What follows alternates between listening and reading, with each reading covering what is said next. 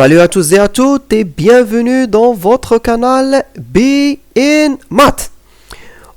Nous continuons ce gros chapitre entre dans R, c'est la deuxième partie.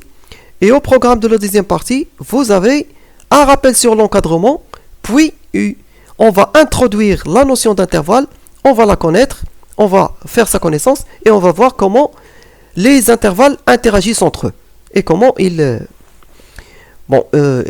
comment il fonctionne. Enfin, on verra donc en une application où on va appliquer les acquis de cette séance. Alors, c'est quoi on se rappelle ce que c'est qu'un encadrement. C'est une expression qui a l'une de ces formes. Elle peut être avec des inégalités larges, avec des inégalités strictes. Les deux en même temps, ça s'appelle toujours un encadrement. Et on a vu également que la différence B moins A détermine la précision de l'encadrement. Plus elle est petite, plus l'encadrement est précis. Il existe maintenant une autre façon d'écrire cet encadrement. C'est cette façon, on l'appelle intervalle. Comment on écrit un intervalle? Eh bien, voilà. Un intervalle donc est un sous-ensemble, c'est-à-dire une partie de R, et il va englober des x, des réels, qui sont situés entre deux bornes. Une borne sup et une borne inf, ou une borne inf et une borne sup. Et un intervalle, ça correspond donc à deux inégalités. Soit il correspond à un encadrement avec deux inégalités, soit il correspond à une seule inégalité. Alors, lorsqu'un intervalle correspond à deux inégalités, alors il a une borne inf et une borne sup. La borne inf, c'est la première inégalité, c'est la borne la inférieure. Alors la borne inférieure, appelée borne inf, c'est le plus petit, c'est le plus petit nombre de l'inégalité, et le plus grand nombre de l'inégalité, ça s'appelle la borne sup. Lorsque les deux inégalités sont larges, vous fermez les bornes. Lorsque les deux inégalités sont strictes, vous ouvrez les bornes. Chaque fois que vous trouvez une inégalité large, vous fermez la borne qui lui correspond. Chaque fois que vous trouvez une inégalité stricte, vous ouvrez la borne qui lui correspond. Si vous écrivez un intervalle qui correspond à une seule inégalité, identifiez dans quel côté se trouve votre variable. Si elle se trouve du côté supérieur, alors vous mettez plus l'infini à droite. Si votre variable se trouve du côté inférieur, vous mettez moins l'infini du côté à gauche de votre intervalle. Et là encore, et comme d'habitude, pour votre borne finie, si l'inégalité est large, vous fermez la borne. Si l'inégalité est stricte, vous ouvrez la borne. À remarquer également que R, c'est moins l'infini plus l'infini. Donc, ainsi géométriquement, les intervalles à borne infinie sont des demi-droites. Voilà. Et donc, vous prenez l'extrémité. Vous allez prendre l'extrémité et la considérer lorsque votre borne est fermée. Vous allez l'exclure lorsque votre borne est ouverte. Lorsque vous êtes devant géométriquement, les intervalles à borne finie avec deux bornes finies sont des segments. Et là encore, vous prenez les extrémités quand c'est ouvert, quand c'est fermé, et vous excluez les extrémités quand c'est ouvert. Et chaque fois que vous trouvez une extrémité fermée, vous la prenez, vous l'incluez, et vous l'excluez quand vous trouvez qu'elle est ouverte. Voilà comment on représente géométriquement les intervalles. À connaître également, d'autres choses à connaître sur les intervalles à borne avec deux bornes finies. Voilà. Vous avez la longueur du segment, c'est-à-dire B moins A. Ça s'appelle l'amplitude de l'intervalle et ça s'appelle le diamètre. Ça s'appelle aussi le diamètre de l'intervalle. C'est tout simplement sa longueur, c'est-à-dire B moins A. et c'est justement la longueur de l'intervalle, ou le diamètre de l'intervalle, ou son amplitude, qui détermine la précision de l'encadrement. Le rayon, puisque le rayon, comme vous le connaissez, en géométrie, le rayon c'est la moitié du diamètre. Et bien c'est toujours le cas ici. B-A sur 2, B-A sur 2, c'est-à-dire la différence entre borne sup et borne f sur 2, c'est le rayon de l'intervalle. C'est la longueur ici en bleu. Par contre ici, l'amplitude, c'est la longueur en vert. Alors le point en rouge, c'est le milieu du segment AB, et ça s'appelle le centre de l'intervalle AB. C'est A plus B sur 2. Maintenant, on connaît tout sur les intervalles, on peut passer à l'interaction entre les intervalles. L'intersection de deux intervalles, alors, pour l'intersection de deux intervalles, c'est l'ensemble qui contiendra les éléments qui appartiennent à I et les éléments qui appartiennent à J en même temps. Et donc, voilà donc comment vous pouvez le constater géométriquement. Voici le premier intervalle, voici le deuxième intervalle. Alors, il se chevauche ici dans la partie rouge. C'est là la partie rouge qui contient les éléments qui appartiennent à cet intervalle et à cet intervalle. Lorsqu'ils ne se chevauchent pas, ça veut dire qu'ils sont disjoints. Ils ne contiennent aucun élément, il n'existe aucun élément qui appartient à cet intervalle et à cet intervalle en même temps. Et puisqu'ils n'existent pas, ils ne se croisent pas, ils ne se chevauchent pas, donc l'intersection est vide. Voilà. Pour la réunion, ça va de soi. Alors, pour la réunion, c'est tout simplement, la réunion, elle contient, c'est quoi la réunion? Elle contient les éléments qui appartiennent à l'un de ces ensembles. Il peut contenir, soit qu'il se trouve dans I, ou il se trouve dans J, il se trouve dans la réunion. Alors, il se trouve dans l'un d'entre eux. Vous pouvez le constater géométriquement, comme ça.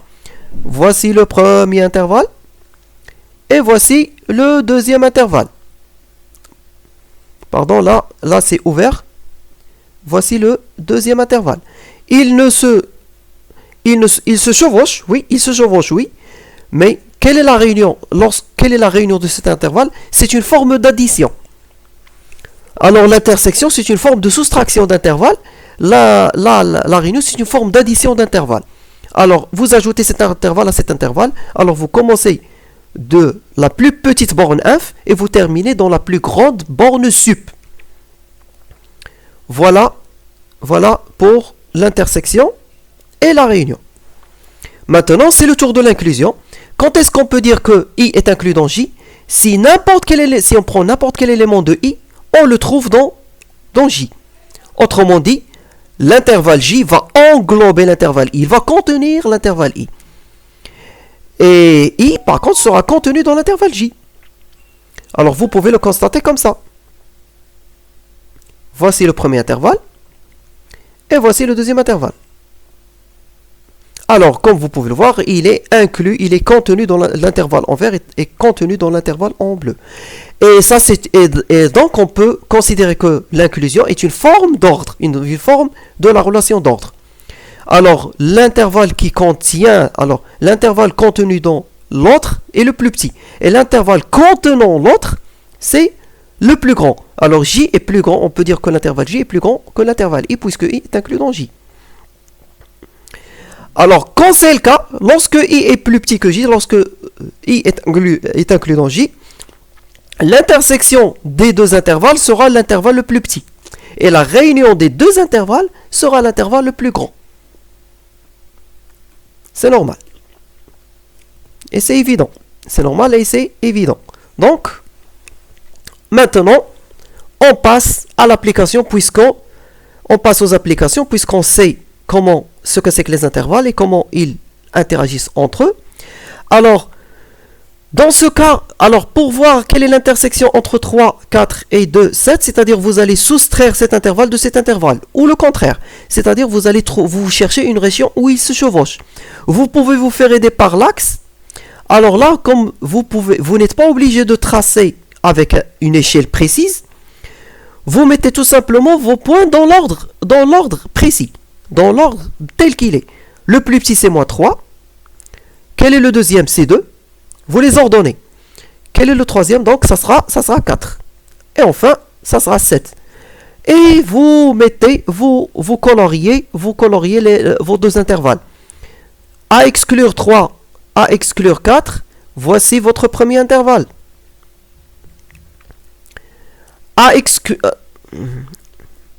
exclure, et là, A inclure 2, et A exclure 7, voici votre deuxième intervalle.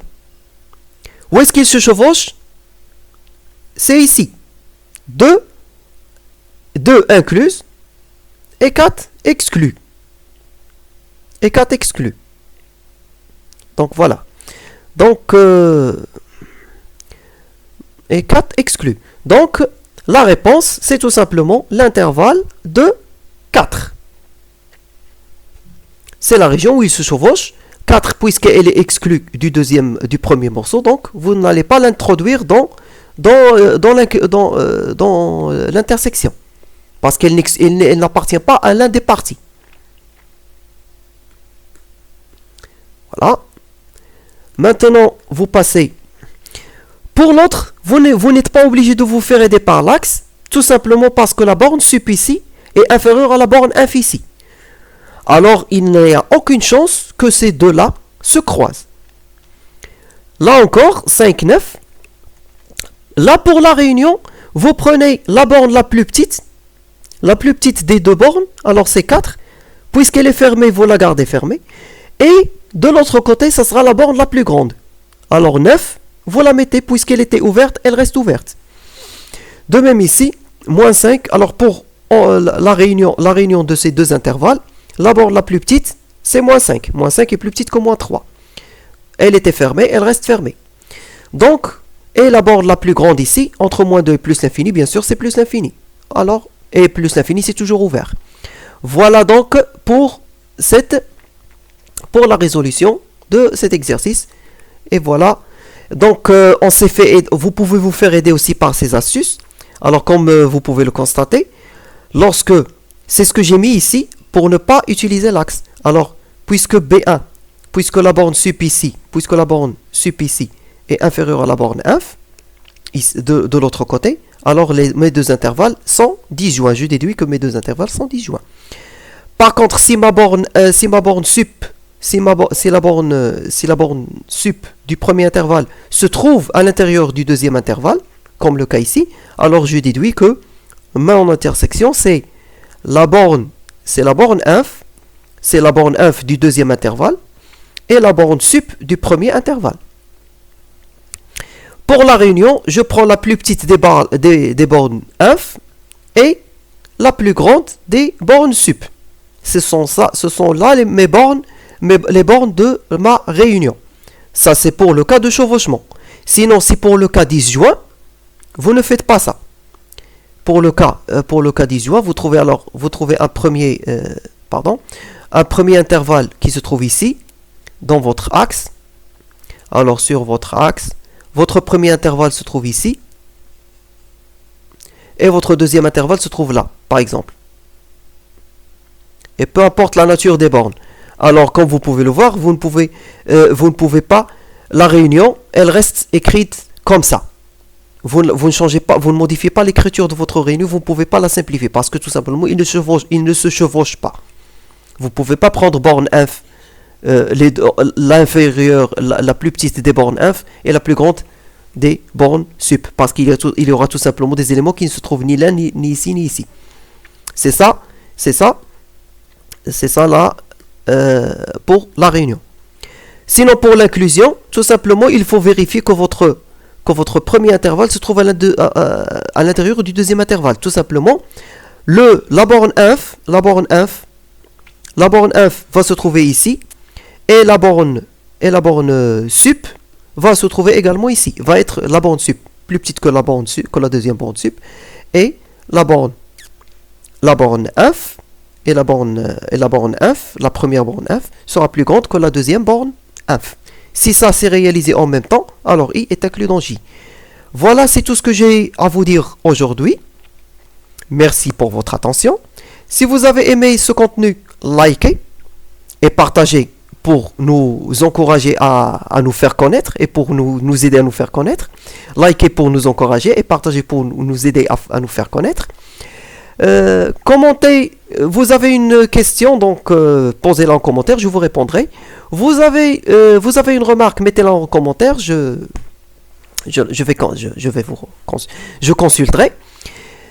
Si vous ne l'avez pas encore fait, abonnez-vous, activez les notifications parce qu'il y aura une troisième et peut-être même une quatrième partie. Pour ne pas les rater, activez la cloche, abonnez-vous et activez la cloche. Donc, et d'ici là, portez-vous bien, à bientôt.